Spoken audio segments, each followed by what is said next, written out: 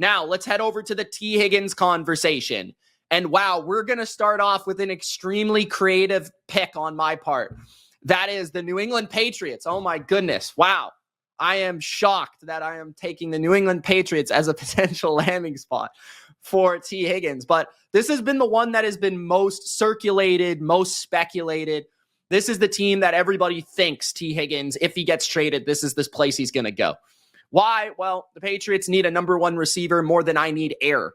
And they have a lot of draft capital. They have the second round pick, 38th overall, right? So that would get it done, in my opinion. Like, if the Bengals could land a top 40 pick for Tee Higgins, and then the team that has to trade that pick has to pay him the money that they have to pay him, that's going to get it done. Like, to me, I don't think Higgins will go for a first round pick. Although in a weaker draft class, this is what people are saying about this draft class. I'm not so sure the more that I dig into it that exactly is super weak in the first round. But that being said, I don't think he's going to go for a first round pick. I think it's more likely to be a second round, some sort of combination of, second and a late round pick, maybe a high second, and then the Bengals give Tee Higgins and like a late round pick themselves, some sort of variation of that. But I think the Patriots are in that range where they could just give their second round pick. They've got multiple mid-round picks to make up for that in draft capital, right? They added a pick from the Matt Judon trade, the third rounder from the Atlanta Falcons. So they have an extra third rounder. So let's just say in the first round, they pick Will Campbell as their future left tackle. Second round, if you're a Patriots fan, you trade your second round pick for Tee Higgins, your number one wide receiver. Maybe they sign a Ronnie Stanley, or they sign a Cam Robinson or something on the offensive line as well, right? All of a sudden, you're making an offense for Drake May to survive and to thrive, okay? So in the third round, you could then further maybe increase your defensive depth, things like that. But it feels like it would be very plausible from the Patriots' perspective for them to pull off this move. So yeah, I mean, Drake May needs a go-to guy, a guy that can win in the red zone, a guy that can win on third down, a guy that can get down the field and win vertically. And in my opinion, I think Tee Higgins is on the short list of playmakers at wide receiver in terms of with the ball in the air, how he attacks the ball in the air, how he's able to maneuver his body and find the football. I think he is in a very short list. Like, he is one of the very best when it comes to winning a one-on-one jump ball in the NFL. And he's got some of the best hands, best concentration in the NFL. And that would perfectly pair with Drake May, who's got a great, beautiful, deep ball. So it would be a great spot for Tee Higgins.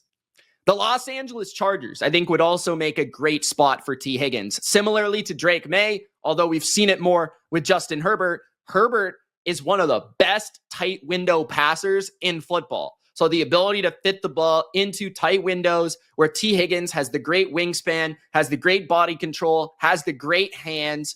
This would be a match made in heaven, in my opinion, and would be a perfect complement to what they already have in Ladd McConkey. Tee Higgins would be traded from the Bengals to the Chargers for the 55th pick in the draft and a 6th round selection, 177th. So that's a second and a 6th for Tee Higgins. Now, the reason I went with a second and a 6th is because, okay, the Patriots picking 38, they're going to send their second just by itself. But now you drop all the way to 55th. You got to throw something a little bit more in there to entice the Bengals to make that move. So that's why I kind of made that trade package. But yeah, I love the idea of Higgins, especially in LA, playing in LA with Herbert, being that complement to Ladd McConkey. They've got the tackles, right? They need to increase their interior protection, maybe bring in another running back. I think they should re-sign J.K. Dobbins. But all of a sudden, if you've got Tee Higgins as your number one outside guy, Ladd McConkey as your chain mover, Tee Higgins kind of as your red zone threat too, throw that on top of that. And then you've got Quentin Johnston as like your speed threat, your downfield guy that stretches defenses out. All of a sudden, you've got a pretty realistic top 10 offense right there with a really good trigger man in Justin Herbert, who is excellent at throwing the ball at all three levels of the field. And I feel like would be perfect for Tee Higgins. So not much difference between him and Burrow in terms of just that pure passing quality that they bring. The Carolina Panthers, I think, could be a surprise team for Tee Higgins. In this move, I have the Panthers sending the Los Angeles Rams second round pick, 52nd in the draft, and Arizona's 7th round pick for Tee Higgins. Now, the reason I think Higgins to the Panthers makes sense, Bryce Young needs a number one. Xavier Legette was thought of that way in terms of they were aggressive, and maybe Legette can still become that. He's a second-year wide receiver. But I think ideally entering a huge, crucial season for Bryce Young's development, you can bring in a big-time wide receiver like Tee Higgins, who, pretty used to playing in Carolina in his college days, of course. And it would be kind of a return to home for him. So the location, I think, would be enticing for Tee Higgins.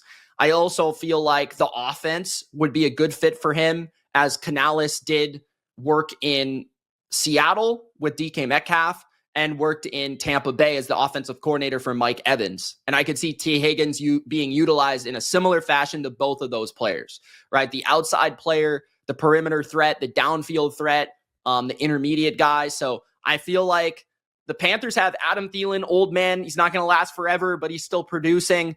They've got some good running backs there. Hubbard, I'm a big fan of. I think he's really underrated. And then you've got Legette, a young developing guy. Coker, a young developing guy. So they've got some 2s and some 3s, but they need that number one to put their offense over the top. And we know their offensive line is actually low-key pretty good. So they really just need a number one receiver on that side of the ball, and they can focus their attention on the defense. So make an aggressive trade, go out there, bring Bryce Young, a guy, a dude, and Tee Higgins could be that dude for Bryce Young.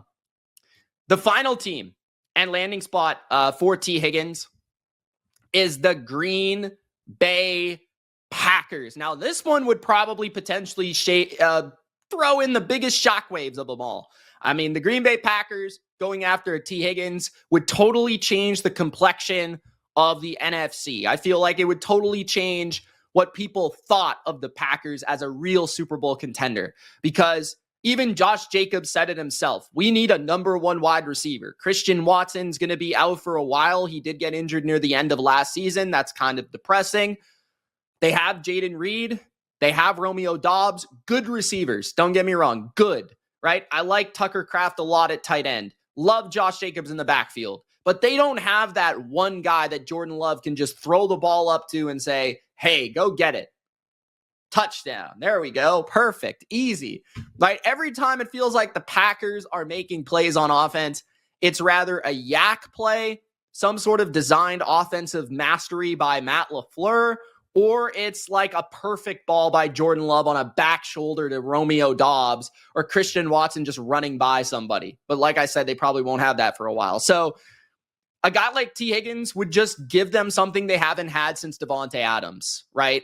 A guy that you have to focus attention on in the red zone, on third down, a guy that can just win for your quarterback. And I think one of the underrated areas of Higgins' game as well, and we haven't talked much about this in this video, is really like his just like subtlety of his route running. Like, he's not the quickest guy in the world, not the most elusive guy in the world overall, but like just the subtle nature of how he's able to separate at the top of his routes and things. I think that will make him a comfortable wide receiver for any quarterback that he gets traded to, if he gets traded at all. I think Joe Burrow really, really, really loves him, really wants him to stay.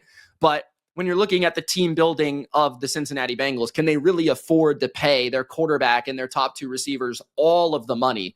That's kind of difficult, especially considering they had arguably the worst defense in football last year. Like, they were so bad. So those are the landing spots. Tee Higgins for a second rounder, 54th overall for the Packers, and 6th rounder, 200th overall.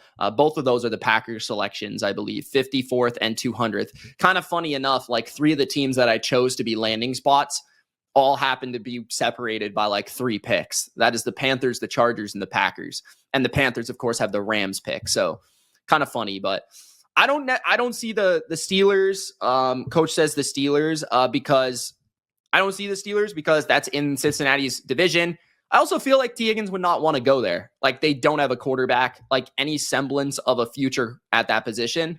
So I think it would have to take a lot for that to happen. I think at least if you look at New England, you've got Drake May. You look at the Panthers, you've got Bryce Young. Obviously, with the Chargers and the Packers, you've got guys that are paid and will be there long-term, Jordan Love and Justin Herbert.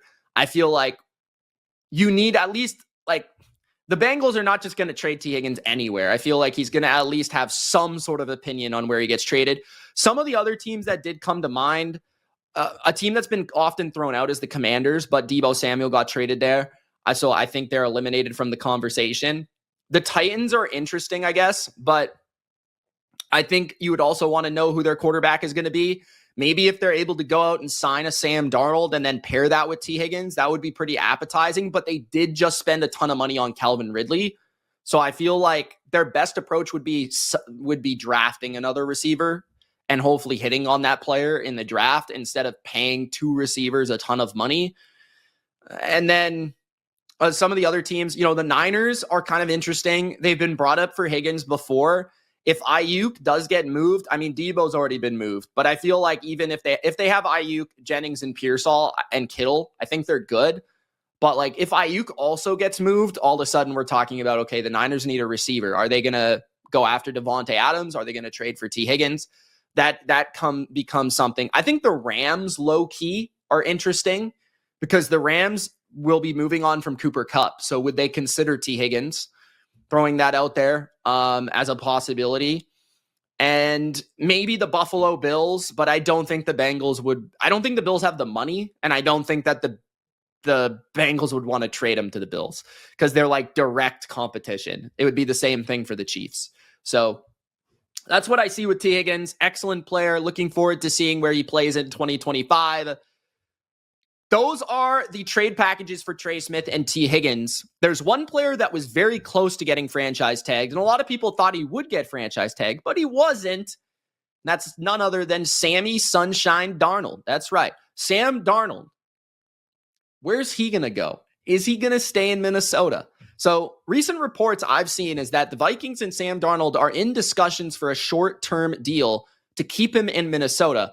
Mutual interest is there from both sides, following his resurgent season to keep the relationship going. So that's kind of like the report that I saw. I feel like if you wanted him on a short-term contract, I don't know why you didn't franchise him. Like, are you going to be paying him less money than what's the franchise tag? I'm a little confused by that. Do you want to have like a 2-year contract where year 2 you can void it, year two you can restructure it, but if it goes well, you can keep it? Is that what you're looking for over the franchise tag that pays them all this guaranteed in 1 year? Maybe that does kind of be a common theme with these sort of things. In my opinion, I kind of think Sam Darnold is going to end up on a different team. And I know that the reports say different, but just take it from my perspective. I feel like Minnesota should move on. Like, I don't think they should waste the development of J.J. McCarthy in order to bring back Sam Darnold for 1 or 2 years. If you don't think Sam Darnold is going to be the future of your franchise, if you don't think in your heart of hearts that Sam Darnold can win the NFC Championship and get to the Super Bowl, never mind win it. If you don't think that's his ceiling, get rid of him. I don't understand. That's just my opinion. Why sign him, bro? Just develop your young quarterback that you drafted for a reason and let Sam walk and go somewhere where he's wanted, whether that be the Raiders or the Titans or the Giants or one of these other teams, the Jets, back to the Jets. Maybe one of these teams want him, so I understand they're in that predicament where it's like the Niners with Jimmy Garoppolo and Trey Lance. Like, do we take the guy right now that maybe doesn't have the ceiling, but we know what he is and we're competitive and we're going to be good this year and we need a quarterback to stabilize that? Or do we roll the dice and go with the young guy? We have no idea what he is. He might suck, but what do we do? That's kind of the spot the Vikings are in right now. So if you were to keep him, I just don't know why you wouldn't franchise him, man. I don't know why you wouldn't just keep him for 1 more year. Not 2, not 3. A short-term extension, what does that even mean? So, yeah. I mean, obviously, if he gets extended, he's staying on the team. He's not going to get traded. If they would have franchised him, maybe they could have traded him to a team. So to me, it just feels like they're willing to let him walk, but I could be wrong. It's interesting, man. I don't know. I feel like Sam Darnold, ultimately, my prediction for him has been the Titans. But I could see him going to the Giants or the Raiders. I think any of those three teams make the most sense for me. I don't see the Jets just because I feel like Sam wouldn't want to put himself through that. I think the Jets would look like absolute idiots for signing Sam Darnold to a long-term contract after giving up on him as their former first-round pick. Just throwing that out there. The Giants, though, would make some sense because I feel like Sam Darnold has picked the coach wisely, being that he's picked Kyle Shanahan, he's picked Kevin O'Connell because of their offensive acumen. And I feel like he would pick Brian Daboll for that same reason, the ability to develop quarterbacks like Josh Allen and have a great season with Daniel Jones, who we're pretty sure is not a great quarterback. In the Vikings case, why not they just bring back Daniel Jones as a bridge option if you really want to and save all this money on Sam Darnold? Maybe that means you're not an NFC playoff team this year. But are you going to be an NFC championship team even with Sam Darnold? I'm not sure, man. Now, with the Giants, I feel like the Giants need to get themselves out of a hole. The Giants need to make a move. They need to be aggressive, right? Daboll needs to save his job. So does the general manager. So that makes a lot of sense from my standpoint. Like, get the Giants out of the bottom of the league, and Darnold could certainly do that. The Raiders would make sense because they have a ton of cap space. Pete Carroll and Sam both went, had their USC ties, I should say. Also, Chip Kelly. I feel like that offense would suit Sam to a certain degree because he's got a quick release. He can get the ball out in the quick game pretty well. You could complement that with some downfield passing that he's very, very good at. And he's got enough athleticism to execute it. I also think that Tom Brady has spoken somewhat highly of Sam Darnold in moments throughout the course of the season. But I feel like the Raiders also are kind of sour about how they lost Derek Carr, specifically Davis, the owner. He's specifically sour about the Derek Carr situation, moving on to Jimmy Garoppolo, then not really having a quarterback to fall back on. And I think the Raiders want to be competitive like right now. And being that Pete Carroll is an older coach, they want to bring in a quarterback that can give them competition right now. And they could fit a roster around Sam Darnold for sure because they have so much cap space, whether it be defensively, supporting him with a strong defense, offensively with a number one wide receiver. They've already got the tight end, right? They've got a decent enough offensive line. They've got Jacoby Myers. They can get a number one receiver, maybe even in the draft with McMillan or something like that, and kind of fill out the rest of the roster. And with the Titans, the reason I went with the Titans is because I feel like Callahan's an offensive guy. They need to kind of figure out if he's a good coach, and you can't really do that by having Will Levis or Mason Rudolph, in my opinion. I also feel like they've been very aggressive at establishing this new era of Titan football, whether it be trading for L'Jarius Sneed, signing Calvin Ridley, signing Tony Pollard, signing all these players to a lot of money and building this roster and being willing to do that. So Sam Darnold would fall in line with that. On top of that, they had a good defense last year. They were second in yards allowed. They've got a defense to complement him. They're in a weak division where Darnold would be, honestly, like, Darnold played better than Stroud last year. So would he be the best quarterback in that division? You could make an argument, like, at least last year, you could make an argument with that. I'd probably still go with Stroud, but there is at least a vision where if Tennessee signs Sam Darnold and they want to go with Abdul Carter with the first pick and not Cam Ward, let's say, or Travis Hunter even, then they could get a gem, an absolute great prospect on their team on defense or offense, and get a quarterback that they already know is going to be good or like solid, right? Like Sam's probably going to be around the 15th best quarterback in the league. He was better than that last year. This year, you probably wouldn't expect quite that success unless he returns to Minnesota, but somewhere in that range would make sense for him, right? So that would definitely lift the floor of many of these franchises. But yeah, I don't personally see him going back to Minnesota. I don't know why Minnesota would do it, honestly. That's just kind of the take I have, but it sounds like it could very well happen. It sounds like they might want to just run it back with Sam one more year and see what happens. And that's fair. That's fine. Maybe they believe that one more year in the system, one more year with these players, one more year of chemistry of this team, they can run it back and win the NFC and be even better than last year. That's entirely possible, I guess. But that's the fun of free agency, guys. Anything can happen. There's so many different ways things can take place. Like the Patriots could have Tee Higgins and Trey Smith on their team. No, I'm just kidding. That's probably not going to happen. I wish. But, Sam Darnold could be on the Titans. He could be on the Raiders. He could be on the Vikings. Trey Smith could be a future Texan, and Tee Higgins could be a future Charger. But those are my thoughts on Tee Higgins, Trey Smith, and Sam Darnold, guys. Thank you so much for watching. It's Mitch. If you want more content, you can find me on The Bottom Line View on YouTube. I cover all 32 NFL teams. If you want to follow me on the BR app, make sure to do that. And I'll be back for a lot more free agency this March. Peace.